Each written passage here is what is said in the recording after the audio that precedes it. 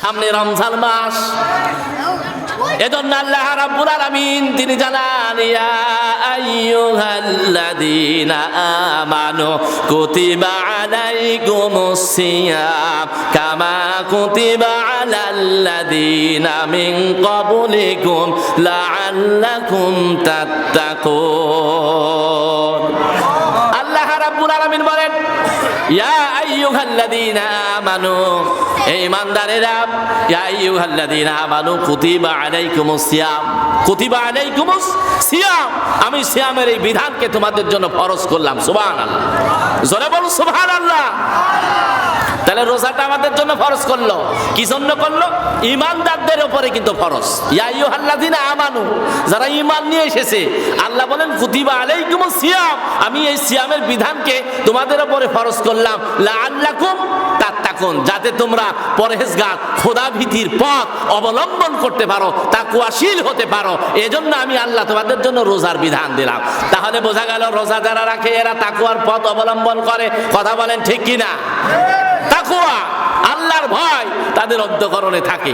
আমরা রোজা রেখে ইচ্ছা করলে, রোজা রাখার পরে ইচ্ছা করলে কিন্তু আমরা ঘরে বসে বসে দু এক প্লেট খাবার খেতে পারি, ঠিক না ঠিক? পারি কি পারি না? খুব পিপাসিত যখন হয়, চৈত্র মাসেও অনেকে রোজা করেছে, করেন নাই? অনেকেই করেছে, বড়দিনে রোজা করেছে।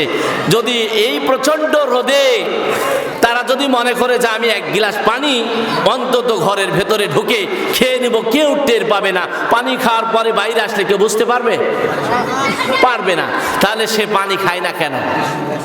সারাদিন এই যে সংযত থাকে, উপাস না, উপাস এক জিনিস, সংযত আরেক জিনিস।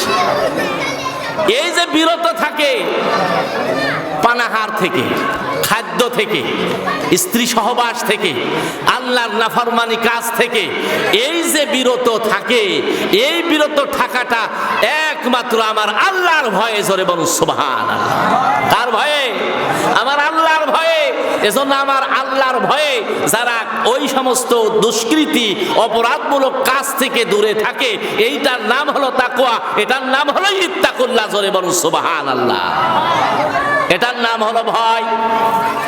যেমন আপনি দিনের বেলা রোজা থেকে খাবার খান না, পানি পান করেন না, ভয় করেন আমার আল্লাহ রে রোজাটা ভেঙে যাবে, রোজার সওয়াবটা পাওয়া যাবে না, রোজার যে মর্যাদা এইটা আমার আল্লাহর কাছে পাওয়া যাবে না।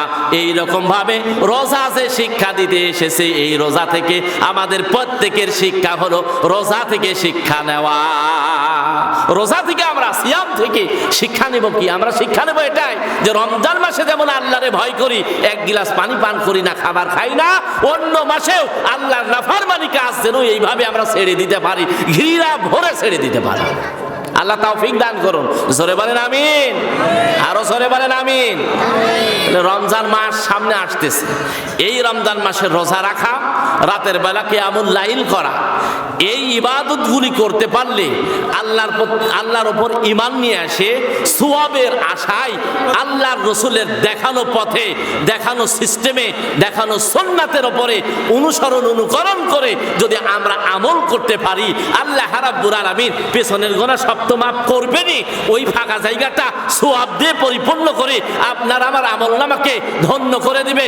জান্নাতের 8টা দরজা আমাদের জন্য উন্মুক্ত থাকবে, তার ভেতরে সবথেকে সম্মানিত দরজা রায়্যান নামক দরজা দিয়ে আমাদের জান্নাতে প্রবেশ করাবে। জোরে বলো আল্লাহু আকবার।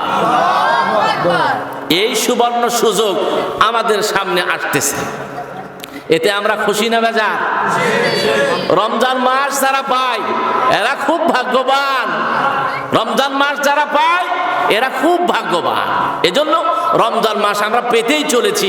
আল্লাহ যেন আমাদের তৌফিকে রমজানের পূর্ণ সওয়াব অর্জন, পূর্ণ সওয়াব ইনকাম করার তৌফিক দান করেন। জোরে বলেন আমিন।